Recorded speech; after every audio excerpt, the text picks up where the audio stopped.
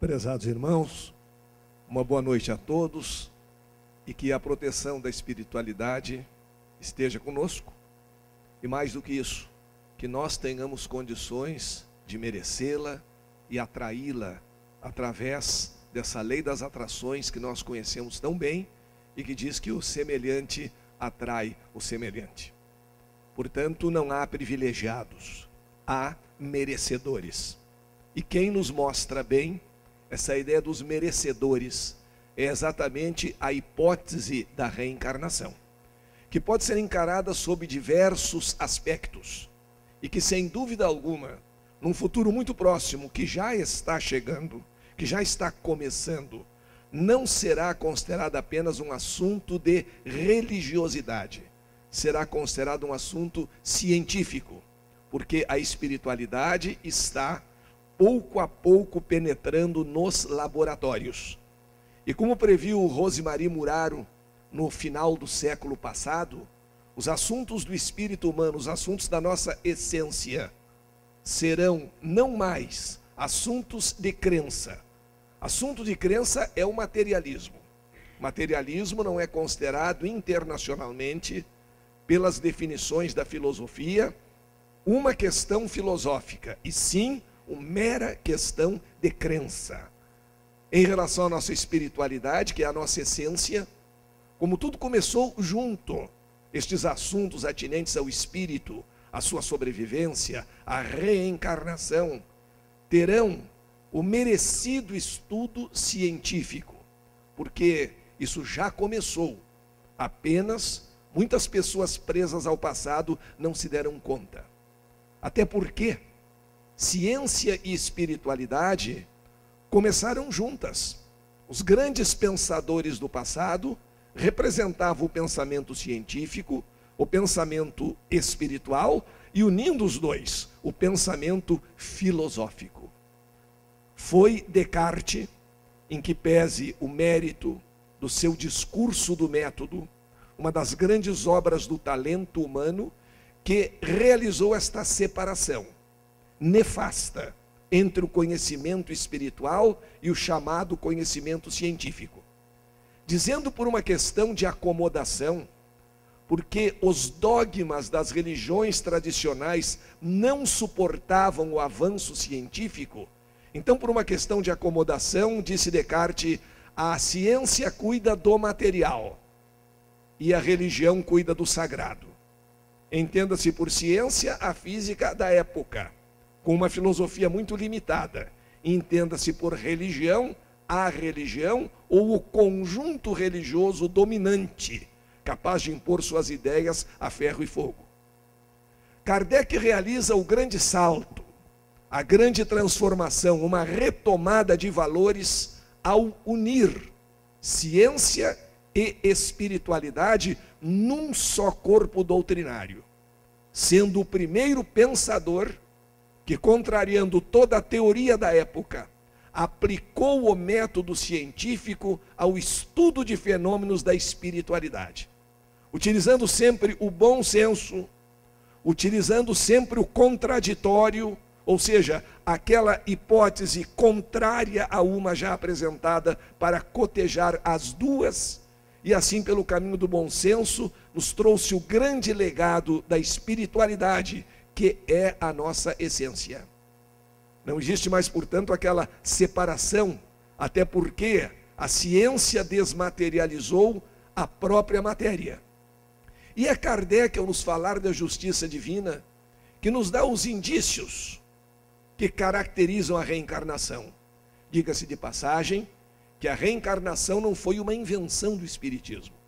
A ideia da reencarnação, bem como a ideia da sobrevivência, é quase tão velha quanto o mundo.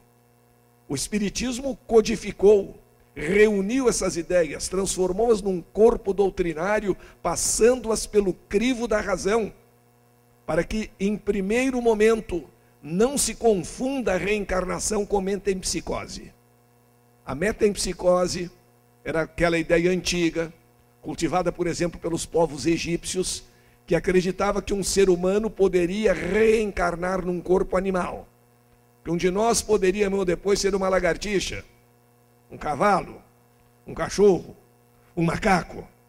Isso contraria uma lei essencial, básica, fundamental da espiritualidade, que é o progredir sempre, que é a lei do progresso. Nesse mesmo raciocínio, nós podemos entender perfeitamente que não pode existir um ser perfeito que de repente se rebele e se torne imperfeito. Se atingimos a perfeição, nós não temos condições de recuar. A vida da espiritualidade é um avanço, e por isso fomos criados simples e ignorantes. E em relação à ideia da reencarnação, Kardec nos aponta vários indícios, dizendo, por exemplo, quem não tem durante a sua vida a ideia de que quereria muito fazer alguma coisa e não terá mais oportunidade, porque o tempo vai se escoar rapidamente. Novas esperanças podem nos surgir aos 20 anos, aos 80 ou aos 90. Nós sempre cultivamos novas esperanças. E chega aquele momento em que entendemos que não deu para completar a nossa tarefa. O Espiritismo nos consola, a ideia da reencarnação nos refaz a esperança, porque aquilo que tentarmos, mas precisamos tentar, e não conseguirmos realizar em uma vida, nós realizaremos em outra. Nós resgataremos eventuais débitos e aprenderemos no plano da espiritualidade, retornando à condição humana para progredirmos, porque essa é a condição compatível com o nosso estágio evolutivo atual. Portanto, aquela ideia de que há mais algo por fazer, nós faremos. Nós teremos a oportunidade. E a ideia da reencarnação é a única que se compatibiliza com a ideia de um Deus justo. Nós só temos duas posições defensáveis sob o ponto de vista da lógica, embora uma delas esteja cada vez mais superada. É a posição materialista e a posição espiritualista reencarnacionista. Especificamente para nós, espírita reencarnacionista. Pela posição materialista, Deus não existe. Se não existe Deus, não há qualquer compromisso com justiça, o mundo é fruto do acaso e as coisas se desenrolam ao acaso. Isso não é uma ideia compatível com a filosofia da ciência atual.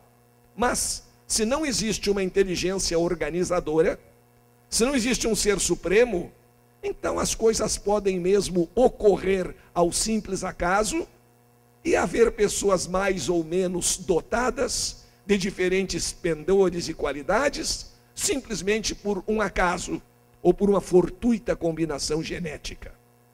Agora, se acreditamos em Deus, não podemos entendê-lo como um senhorio descuidado que perdeu o comando da vida e do planeta. A ideia de Deus só se compatibiliza com a ideia da reencarnação. A reencarnação é um corolário da justiça divina. Corolário em matemática é aquela verdade menor que decorre de outra verdade maior. Se a verdade maior existe, o corolário é sua consequência.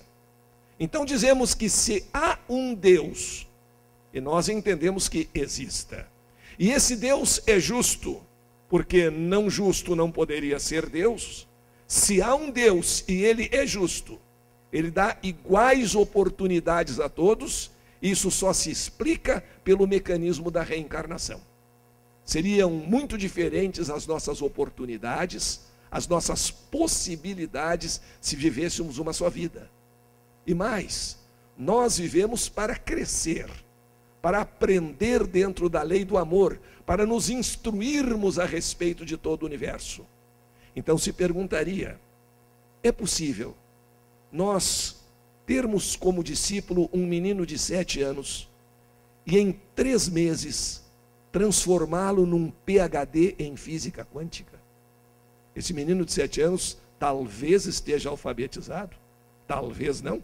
E será que em 3 meses dominará todo o conhecimento e toda a matemática para se tornar um PhD em física quântica?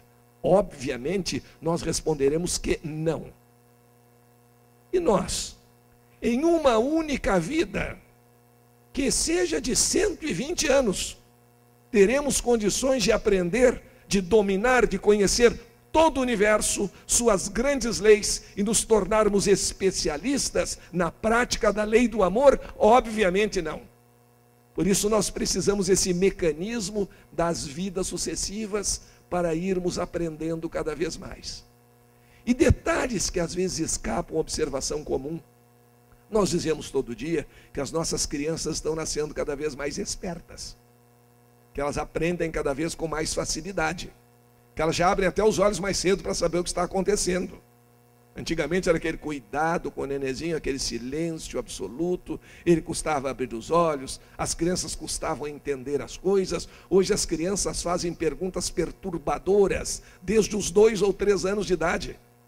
Elas nascem sabendo mais, não há dúvida. E por que nascem sabendo mais? Ninguém sabe sem ter aprendido. Porque aprenderam mais no mecanismo das vidas sucessivas. Hoje nós não temos mais aqui marinheiro de primeira viagem, primeira encarnação no plano hominal. Não. Nós hoje temos espíritos já bastante experimentados, e essa nova leva que está chegando, com muitas crianças especiais, em diferentes sentidos, nos mostra exatamente a aprendizagem. Não há como explicar. Será que nos 2 primeiros meses de vida as crianças atuais foram mais bem ensinadas do que as crianças de 50 anos nos 2 primeiros anos de vida? E não precisamos falar em muito tempo, 50 anos já é mais do que suficiente para nós entendermos essa diferença, esse aperfeiçoamento, o avanço da medicina possibilitando vida mais longa, porque nós agora já estamos merecendo experiências maiores, lúcidos, para compreendermos melhor esse universo, para termos mais chance em cada encarnação. Logo, não é lógico pensarmos em uma vida única que não explica nem esses probleminhas elementares de por que as crianças hoje são mais espertas que as crianças de ontem. Por que os nossos filhos aprenderam a mexer no computador com muito mais facilidade do que nós? Os meus filhos são meus professores de computador. E professores impacientes.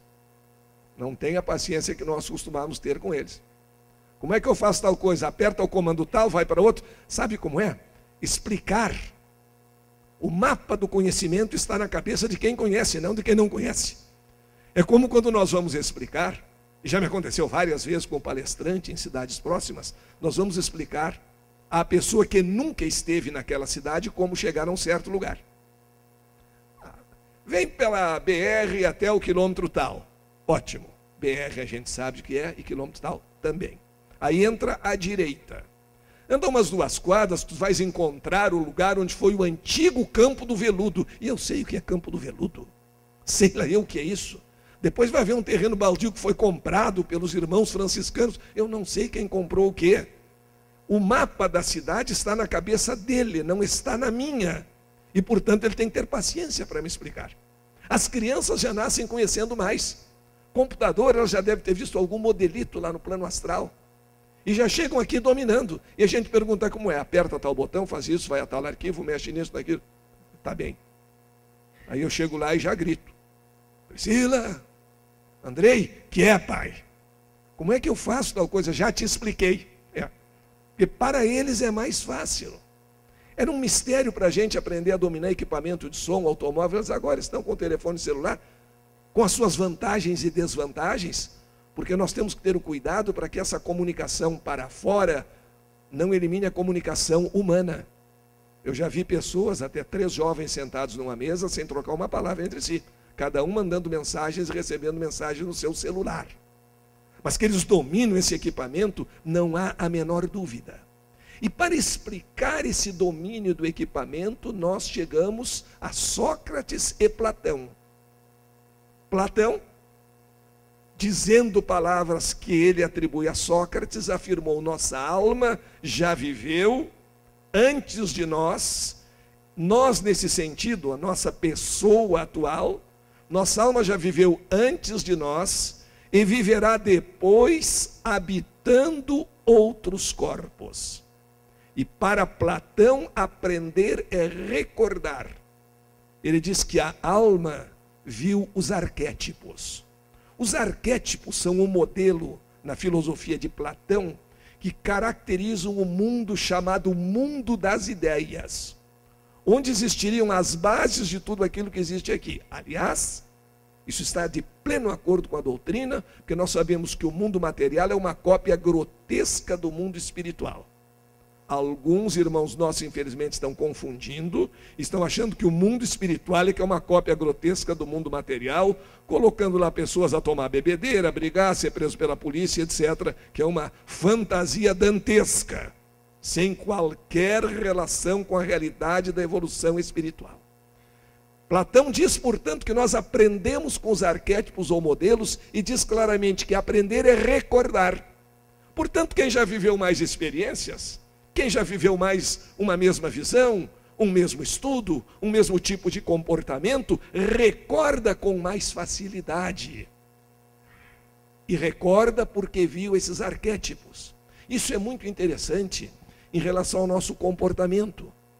Vejamos, existem árvores dos mais diferentes tipos e formas, desde uma seringueira gigantesca até um bonsaizinho. E uma criança, com 5 ou 6 anos, aprendeu alguma coisa do vocabulário, olha para a seringueira e diz, é árvore. Olha para o bonsai e diz, é árvore. Olha para a roseira e diz, é árvore. O que permitiu fazer essa generalização tão grande? A ideia espiritual, a ideia imaterial de que há modelos. E em relação a isso, ao famoso mito da caverna de Platão, a respeito do nosso conhecimento. Nós estaríamos como seres acorrentados no fundo de uma caverna, buscando a nossa libertação. Acorrentados, olhamos para uma parede da caverna.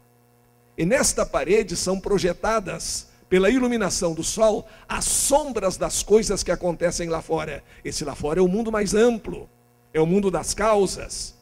Nós examinamos essas sombras e tomamos-as por realidade. Na verdade, não são a realidade. A realidade está além da percepção sensorial. Pois muito tempo depois, Immanuel Kant, o grande filósofo alemão, o último que conheceu toda a filosofia e ciência do seu tempo, afirma que nós não conhecemos a coisa em si. O conhecimento depende da percepção que os nossos sentidos nos dão, e ele nos diz claramente que o conhecimento é uma projeção mental do ser cognoscente sobre a coisa em si. Não estaria a coisa em si no mundo dos arquétipos, no mundo das ideias, no mundo do planejamento ou no mundo espiritual? Isso é, no mínimo, uma hipótese muito provável. Por que chamamos um eucalipto de árvore e uma roseira também, se são tão diferentes?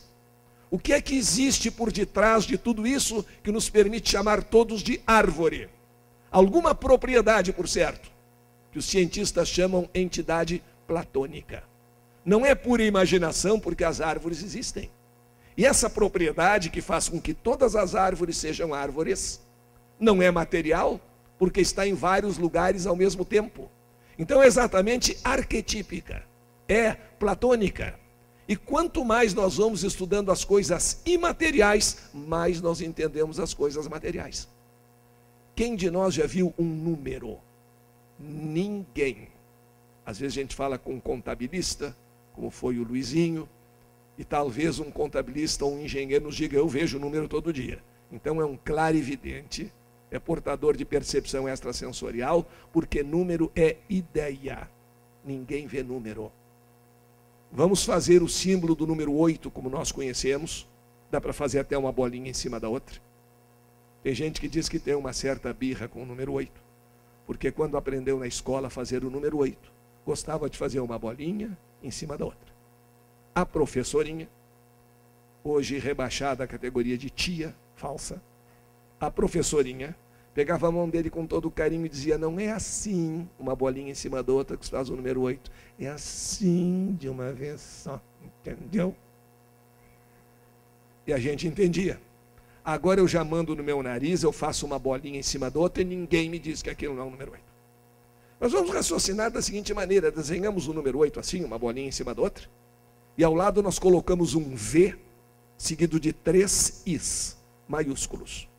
Se perguntarmos para um menino de 7 anos, que não aprendeu ainda a representar os números, porque nós só representamos, números são ideias, se aquelas duas figuras são iguais, ele vai nos dizer que não. Se perguntarmos a um estudante mais avançado, ele vai dizer que sim. Quem tem razão? Os dois. Porque existem diferentes níveis de realidade. O menino está apenas no nível da percepção sensorial. E evidentemente aqueles símbolos são muito diferentes um do outro. Aquele que já vai mais adiante, já sabe o que o símbolo representa, sabe que aquelas duas figuras diferentes representam uma mesma ideia. Então diz que são iguais, mas não são iguais na forma. São iguais no conteúdo. São iguais exatamente no mundo das ideias de Platão, que nos disse: já vivemos e viveremos novamente em outros corpos. E aprendemos a partir da recordação do já vivido. E guardamos memória do mundo das ideias. A ideia de árvore, a ideia de animal, a ideia de cadeira, todas elas nós pegamos num mundo arquetípico e trazemos para o mundo material. Portanto, o pensamento filosófico se inclina cada vez mais para essa ideia da reencarnação. E essa ideia de que o nosso mundo, como ensinaram os espíritos, não é um mundo causal, ele é um mundo de efeitos. E essa ideia de Platão de que existem arquétipos é confirmada hoje pela física quântica, quando partículas que jamais serão vistas sob o ponto de vista material são previstas através do exame de equações. Elementos matemáticos, portanto, sem nenhuma representatividade material. E os cientistas, pelas equações matemáticas, chegaram a prever, por exemplo, o antielétron e até o bóson de Higgs. A famosa descoberta do fim do ano passado, dentro do terreno da física, que confirmou uma hipótese que seu autor havia elaborado 40 anos antes da descoberta. E Higgs viveu a glória de ver a sua teoria matemática, a sua incursão no plano mental, lá no mundo das ideias, ser confirmada, ter o seu rastro confirmado e detectado no gigantesco reator nuclear, o colisor de hadrons. Portanto, nós aprendemos nesse mundo das ideias. E para aprender nós temos que ter novas oportunidades, temos que ter novas chances, de modo que as pessoas vêm trazendo esses reflexos de outras existências. O maestro André Rieu, e numa outra ocasião eu vou trazer esta gravação, tem um menino indiano que começou a tocar com ele com 8 anos. Toca apenas violino. E o maestro disse que muitas cartas ele recebe de muita gente falando em meninos prodígio e quase tudo não se confirma. Mas esse confirmou. E ele dá o rastro, ele dá a ideia, ele dá o início, e o menino segue a música. Aprendeu onde? Por telepatia com o maestro? Ninguém aprende a executar um instrumento simplesmente por impulso telepático. Então, em todos os campos do nosso conhecimento, nós vamos vendo a reencarnação, nós vamos vendo a espiritualidade, nós vamos vendo que as coisas se desenvolvem dos planos mais sutis de vibração até chegarem aos planos mais densos. E só a ideia da reencarnação explica a justiça divina. Basta nós darmos uma olhada superficial em relação ao nosso mundo e nós veremos que não somos dotados de iguais oportunidades. Aliás, não somos iguais em nada. Há grupos que em média se assemelham, mas cada pessoa é uma história própria e vai escrevendo o seu próprio caminho. Se nós não somos dotados das mesmas oportunidades, não existe justiça. Mas pela reencarnação nós sabemos que partimos todos de um mesmo grau de conhecimento. Partimos todos a partir do momento em que ingressamos na experiência humana do mesmo estágio. E entendemos melhor ou não as lições. E frequentamos mais ou menos as aulas. E nos dedicamos mais ou menos a perceber e a aprender. E, consequentemente, colhemos resultados diferentes desse nosso esforço. A reencarnação está no próprio Evangelho. Não há nada mais claro do que aquela passagem da conversa de Jesus com Nicodemos. Quando Nicodemos perguntava ao mestre: o que devo fazer para entrar no reino dos céus? E entrar no reino dos céus significa atingirmos um grau de perfeição.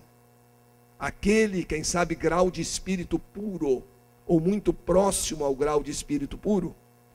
E Jesus lhe diz para ter paciência. Em verdade te digo, se não renasceres novamente, ou seja, já houve outros renascimentos, se não renasceres novamente, não entrarás na casa de meu Pai.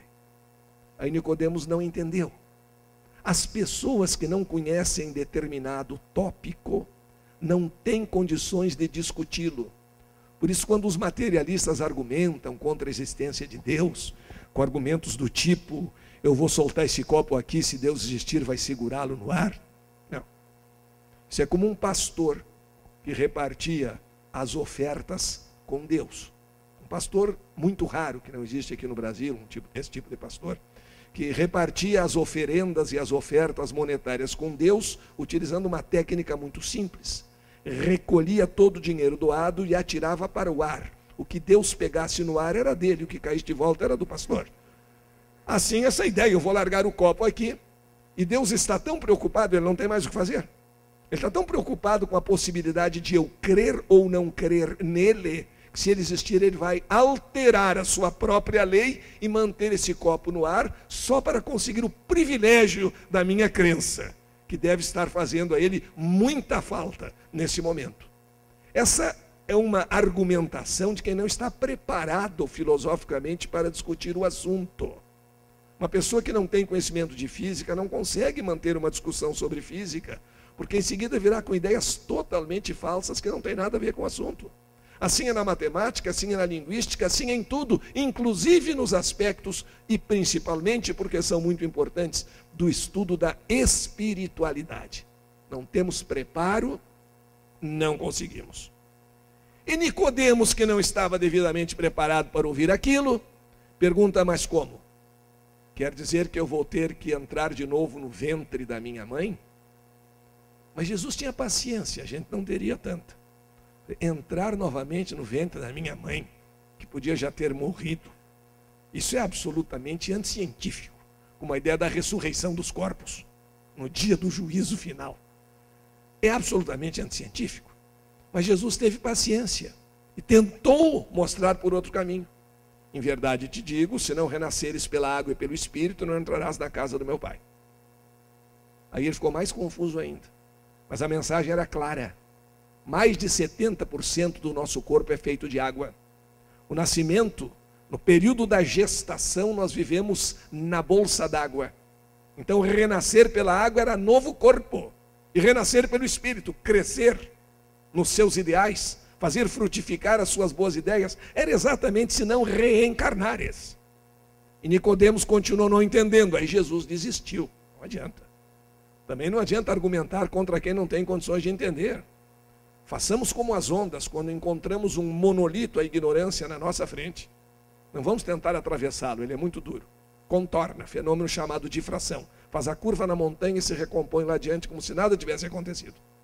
E foi aí que Jesus disse: se não entendes das coisas aqui da terra, como queres entender das coisas do reino de meu Pai?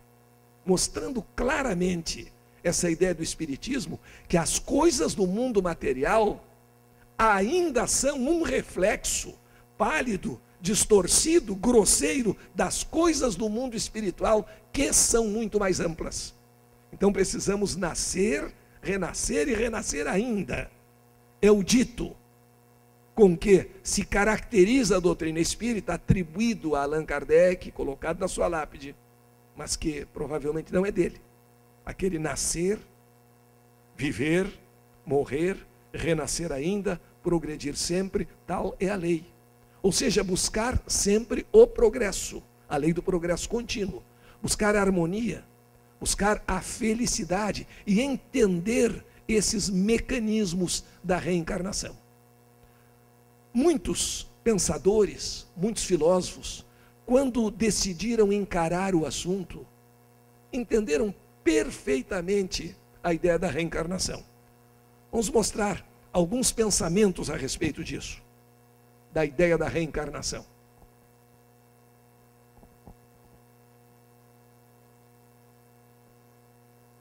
Os grandes mestres, alguns grandes pensadores e as suas ideias sobre a reencarnação. Acho que tem que comandar do Enter aí. Tem que comandar por ali, que ele não está. Goethe, do Fausto de Goethe, não é?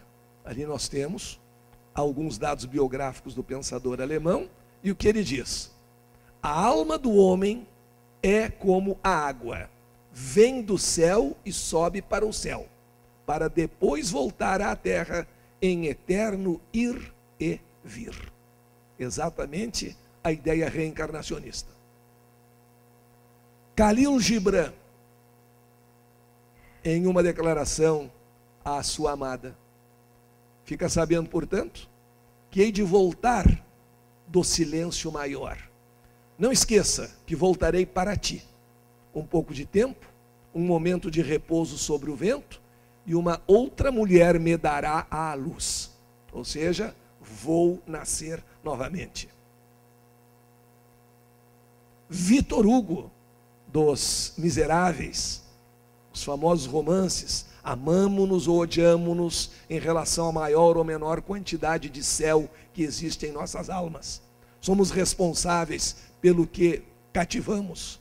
E ali ele nos diz, e a sua dor não passava. O caso que ele relata como tendo assistido de uma mãe que perdeu um filho muito pequeno, engravidou e teve outro filho e falava com o novo filho, lamentando a perda do antigo, e dizia, e sua dor não passava. Finalmente deu à luz outro menino, e grande foi a alegria do pai que a externou, um filho. Naquele dia, ele foi o único a sentir-se tão feliz, pois a mãe prostrada e pálida jazia deitada, o espírito entorpecido, e gemeu angustiada, pensando menos no novo filho do que no filho ausente, aquele que ela havia perdido. O meu anjo está morto, e eu não estou ao seu lado. Foi então que, falando através da criança que tinha nos braços, ela ouviu mais uma vez a voz adorada: sou eu que estou aqui, mas não contes a ninguém. E a criança fitou o seu rosto. Não há explicação para esse relato, fora da reencarnação.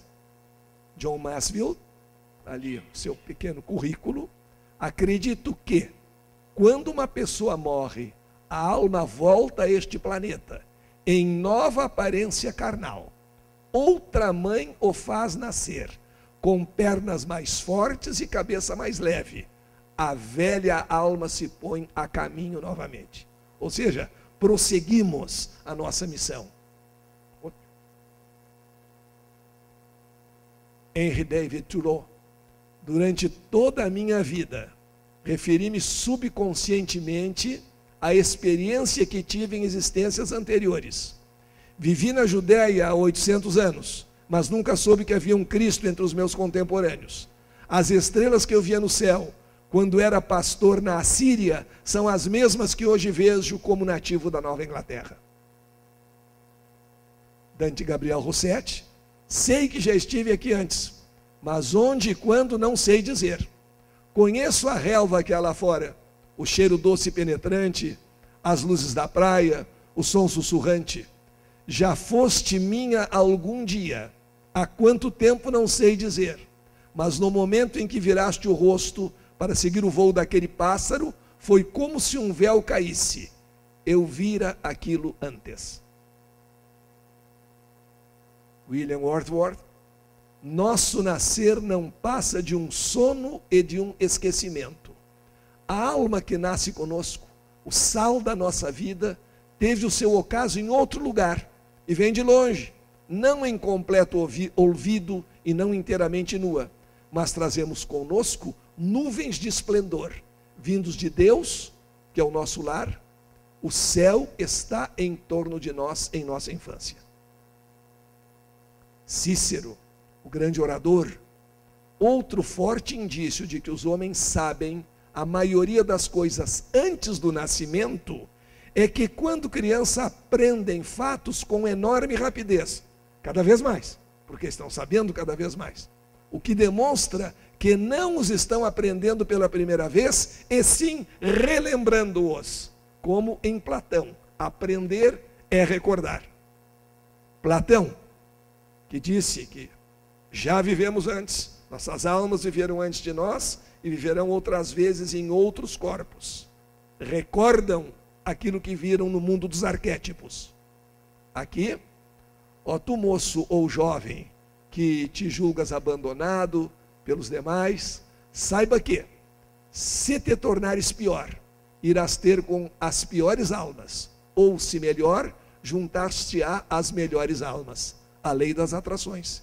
E em toda a sucessão de vida e morte, farás e sofrerás o que um igual pode merecidamente sofrer nas mãos de iguais. Esta é a justiça dos céus. E é Ele quem nos diz que nós já vivemos e viveremos novamente. Gandhi, acreditando como acredito na teoria do renascimento, vivo na esperança de que, se não nesta vida atual, em outra vida, eu possa abraçar toda a humanidade em um amplexo amigo. A ideia do desenvolvimento do amor através da reencarnação. Leonardo da Vinci. Lê-me, leitor, se encontrares prazer em ler-me, porque muito raramente eu voltarei a este mundo. Ele não era tão modesto assim, mas todos nós sabemos da sua grandeza, do seu espírito inventivo. Inventou, entre outras coisas, o guardanapo. Usavam coelhinhos ou gatos para limpar a boca nos grandes jantares. E traçou um manual do bom comportamento à mesa, onde dá algumas instruções importantes, como não comer o bife do vizinho quando ele não está olhando, e não cuspir no prato do seu vizinho. E se ele diz para não fazer, é porque alguém fazia. Era o normal, criou algumas normas do bom comportamento à mesa. Quando alguns que querem tomar a Bíblia ao pé da letra nos dizem a Bíblia proíbe o contato com os espíritos, lembremos que se proíbe é porque é possível. Só se proíbe aquilo que é possível. Já vimos em algum lugar nas nossas rodovias, pedestre, passe pela passarela, não passe voando sobre a pista. Só se for em sentido figurado. Não existe esse aviso porque nós não voamos. Então só se proíbe aquilo que é possível. São estas algumas das opiniões e casos que sugerem a reencarnação. E casos que sugerem a reencarnação. Pode tirar. Obrigado. Existem inúmeros exemplos em que a explicação só pode ser dada através do fenômeno da reencarnação. Por exemplo, o ator norte-americano Glenn Ford, que fez muitos filmes do gênero western, gostava muito de cavalos. Quando criança vivia numa fazenda, em uma ocasião disse para sua mãe, I smell horses. Em uma tradução literal, isso significa eu cheiro cavalos, eu sinto o cheiro de cavalos. Mas a tradução, como não se traduz em outros idiomas diretamente, a ideia é que eu estou sentindo a presença de cavalos. E algum tempo depois, passou pela porta, pela frente da sua casa, na fazenda, um tropeiro conduzindo cavalos. Com a idade de 14 anos, foi levado à escola militar da região, onde havia bastante treino de equitação. Ele, com 14 anos, disse, eu quero montar aquele cavalo ali. E apontou um cavalo de difícil controle, um cavalo muito bom, mas o cavalo conhece, a montaria conhece o montador. Montou com medo, o cavalo já sabe se a pessoa sabe conduzi-lo ou não. Ficaram todos com medo de deixar aquele menino montar a cavalo, mas ele insistiu tanto que deixaram. E ele guiou o cavalo, assumiu plenamente o comando e o cavalo fez tudo o que ele quis. Aí, uma ocasião, ele foi submetido a um transe hipnótico. Glenn Ford falava francês, mas um francês muito fraquinho. Não ia muito além dos verbos être e avoir, e aquela maneira de dizer e no fim, mesmo que o e não seja forte. Ficava por ali. Hipnotizado, ele declarou que séculos atrás viveu nas cavalariças ao tempo do rei Luís XVI. Era um hábil cavaleiro e morreu ao ser desafiado por um famoso espadachim da época, e ele não era tão habilidoso com a espada. Morreu através da estocada que o atingiu no lado direito, na região da costela flutuante. Verificou-se depois que ele tinha uma marca de nascença exatamente correspondente a esse ferimento sofrido em outra vida, e sentia às vezes algumas dores inexplicáveis naquele lugar. Agora, o mais extraordinário foi que a gravação dessa entrevista, que ele deu ao professor Enendranath Banerjee, que esteve no Brasil falando várias vezes sobre reencarnação, essa entrevista foi gravada porque estranharam um pouco o francês utilizado e foi levada ao Instituto de Linguística na Universidade de Washington. E aí se verificou que o Glenn Ford usou expressões francesas que nenhum francês usa mais hoje, mas que eram expressões típicas e muito usadas ao tempo de Luís XVI. Portanto, correspondentes à sua aprendizagem que ele naquele momento estava recordando. Que outra explicação nós teríamos para isso a não ser a reencarnação? Podemos tentar montar hipóteses fantasiosas, mirabolantes, mas a explicação nítida, claríssima, é o mecanismo da reencarnação. O mesmo aconteceu com a menina Margaret Hampthorne.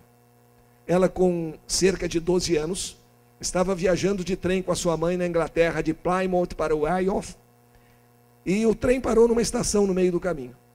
Quando o trem parou na estação, ela olhou pela janela do vagão e disse: mamãe, eu já vivi aqui. Me chamava Meg, o meu apelido de hoje. E eu vivi além daquelas montanhas, e eu morri muito jovem. Eu estava descendo uma montanha, duas pessoas me acompanhavam, duas jovens, de mais idade que eu, que era uma menina, ela tinha cerca de 11 anos. Duas jovens me acompanhavam com vestidos brancos com folhas de parreira desenhadas em verde. Nós descíamos uma colina, eu enfiei o pé na toca de um coelho e quebrei a perna e morri sofrendo muitas dores, e naquele momento, ao narrar o fato, começou a entrar em sofrimento. A mãe proibiu completamente o assunto, ninguém falou mais nisso. Mais adiante, com mais de 20 anos, ela viajava de automóvel com um caseiro da sua fazenda e pararam num restaurante para fazer um lanche. Quando estavam fazendo o lanche no restaurante, quem sabe o famoso chá das 5, ela olhou para uma fotografia na parede, num quadro, e disse: aquela sou eu. E pediu para a senhora, dona do restaurante, que trouxesse a foto até a mesa. Na foto estava uma menina e acompanhada por duas moças com vestidos brancos e detalhes em folhas de parreira verdes. Atrás estava o nome das 3 pessoas. A menina se chamava Meg.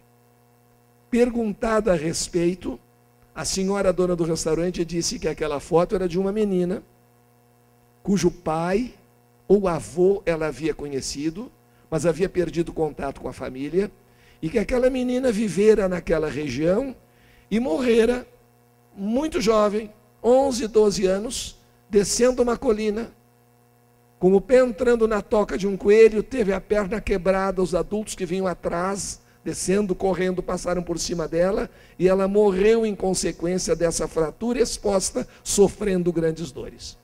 Que outra explicação a não ser a reencarnação? Há algumas.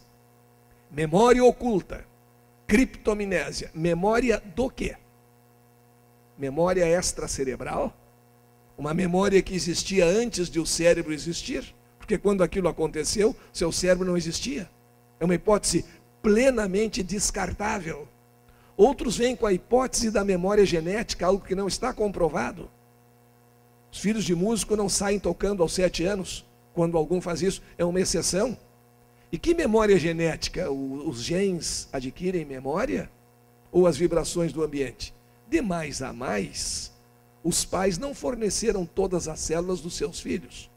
Os pais forneceram 2 gametas, que são 2 células haploides, 2 células pela metade, que se completaram e a partir daí se desenvolveu a bagagem genética. Mas há outros que levam a memória genética mais longe. Há uma teoria que oscila entre o grotesco e o ridículo, que era muito defendida pelo padre Quevedo, que explicava a memória genética como se transferindo de animal para pessoa. Ele dava uma explicação muito simples, para a sensação do déjà vu. O que é o déjà vu? É aquela impressão que nós temos que já vimos alguma coisa, que já vivemos alguma situação. Isto pode ser devido a 2 motivos. Não será sempre reencarnação. Às vezes, ocorre o que os neurologistas chamam um curto-circuito cerebral. Quando nós olhamos um objeto ou uma paisagem, os nossos olhos captam aquela visão, e essa visão é mandada primeiro ao centro visual, e depois vai para o centro da memória visual, onde é armazenado. E aí nós vemos e recordamos aquilo que já vimos. Já nos mostraram um lápis e depois nós sabemos reconhecer um lápis. Isso se chama o curto-circuito, quando acontece o contrário. Nós vemos alguma coisa e por algum caminho estranho percorrido lá entre os neurônios, isto que nós vemos vai primeiro ao centro da memória e depois ao centro visual. Então nós temos a impressão que já vimos, apenas porque houve um caminho diferente, um curto-circuito. Mas isso explica alguns casos, mas obviamente não explica todos os casos. De lembrar, por exemplo, todos os acontecimentos de uma vida anterior e ter a confirmação de todos eles. Isso só se explica por uma memória que a partir de 1958 foi aprovada num congresso internacional de parapsicologia, chamada memória extracerebral. Exatamente o que mata a psicologia cerebrocêntrica. Uma memória que existia antes de o cérebro existir. E as teorias diferenciadas, e as mais ridículas, dizem o seguinte: a pessoa chega ao local,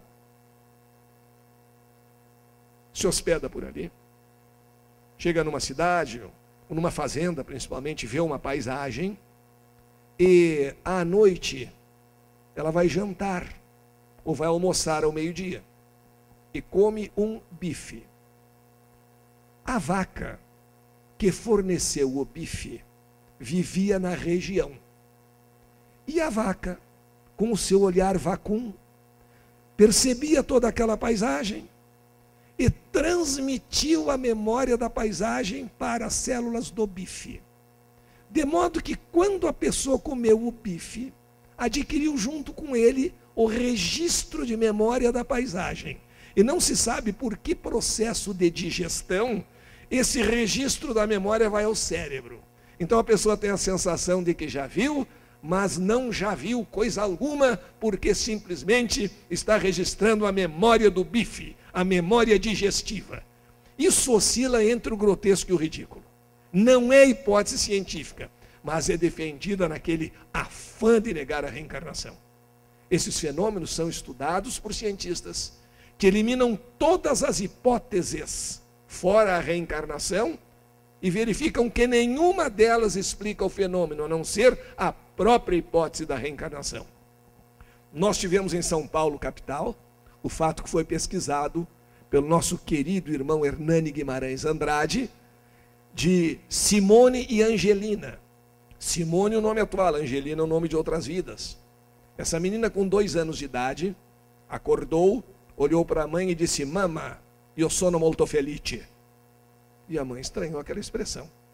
E aquilo era italiano. E quando chegou uma pessoa na casa, mais tarde, até entregando um desses calendários do ano seguinte, o assunto se passava no fim do ano, a mãe contou, era a novidade da casa: "Olha, hoje a Simone acordou dizendo que estava molto felice." E a pessoa disse: "Pois é, e molto felice é italiano." E a mãe retrucou: "Mas ninguém fala italiano nessa casa?" E a menina levantou o dedinho e disse: "Ma io parlo." Eu falo. E aí ficou nisso, aquela coisa curiosa. E no calendário que havia sido trazido, havia uma foto do Coliseu de Roma. E ela disse: "Eu conheço essa cidade, eu conheço o Coliseu, eu morri num bombardeio, morava na rua tal, número tal, um caibro caiu sobre o meu ombro", e ela tinha marcas de nascença correspondente a esse tipo de ferimento. o pessoal do Instituto Brasileiro de Pesquisas Psicobiofísicas deslocou uma equipe até Roma. Aquela menina chamada Angelina existiu, morreu da forma descrita num bombardeio na Segunda Guerra Mundial. Então, querer explicar isso aí, de qualquer outra forma que não seja a reencarnação, é querer apelar para o absurdo. A reencarnação é, portanto, um fato, com repercussões no terreno religioso, filosófico e científico. Nos diz, nos contenta, nos alegra, nos diz que nós teremos sempre outras oportunidades, o que não significa que não devamos deixar de agir, de ser proativos nessa própria vida. Conta-se que com a divulgação da doutrina espírita, Satanás e seus amigos estavam muito preocupados, porque não conseguiam mais um mecanismo eficiente de tentar o espírita. Ele conhecia muitas coisas e era difícil tentá-lo. Até que um diabinho esperto deu ao seu mestre a grande ideia. Não dá mesmo para estar tentando os espíritas com isso ou com aquilo. Mas vamos tentar uma outra forma. Vamos tentá-los assoprando ao ouvido o seguinte: deixa para a próxima encarnação, que nesta tu já fizeste muitas. E aí parece que conseguiram gerar a pasmaceira em alguns. Para outros eles disseram: não tens mais nada a aprender, tu já sabes tudo. E eles também se conformaram. Nós sabemos que a vida continua, que temos muito a aprender e que pelo cultivo do amor desenvolvemos todas as nossas possibilidades.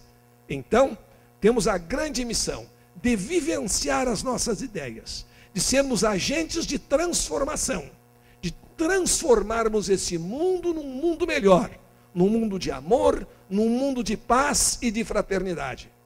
Cada bom pensamento, cada pensamento de amor é uma energia que percorre o cosmos e nunca se perde. E talvez encontre outras de mesma natureza, de mesma frequência, e com isso vá crescendo a amplitude da onda, vá crescendo a energia transportada, e consigamos um verdadeiro tsunami de amor, a inundar todos os corações e a transformar cada um num modelo de fraternidade, de paz e de harmonia. Que Jesus nos ilumine sempre, que possamos ter muitas e muitas semanas espíritas de estudo, de realização, de promoção de mudanças, e que possamos ser cada um arauto da paz, do amor e da fraternidade universal. Obrigado.